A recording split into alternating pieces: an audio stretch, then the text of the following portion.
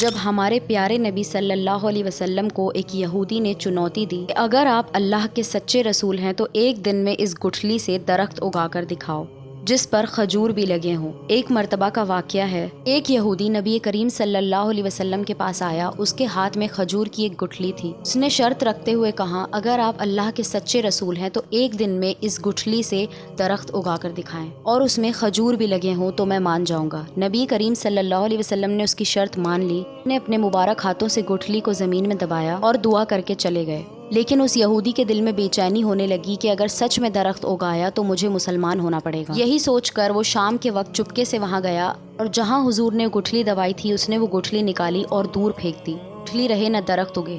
لیکن جب صبح ہوئی وہ یہودی وہاں پہنچا تو اس کی آنکھیں پھٹی کی پھٹی رہ گئی۔ وہاں کھجور کا ایک تازہ درخت کھڑا تھا اور اس پر تازے کھجور بھی لگے تھے۔ یہودی نے حیرت میں پڑ کر کچھ کھجور توڑے اور انہیں کھول کر دیکھا۔ وہ حیران رہ گیا، ان کھجوروں میں گٹھلی تھی ہی نہیں۔ وہ گھبرایا ہوا بھاگا اور نبی کریم کی بارگاہ میں پہنچا اور کہنے لگا، درخت تو ٹھیک ہے لیکن ان کھجوروں میں گٹھلی کیوں نہیں؟ نبی صلی اللہ علیہ وسلم نے مسکراتے ہوئے فرمایا، گٹھلی کیسے ہوتی؟ وہ تو تم نے شام کو ہی نکال کر پھینک دی تھی۔ سنتے ہی اس یہودی کا دل پگھل گیا اور اس کو یقین ہو گیا کہ ان سے کوئی بات چھپی نہیں ہے۔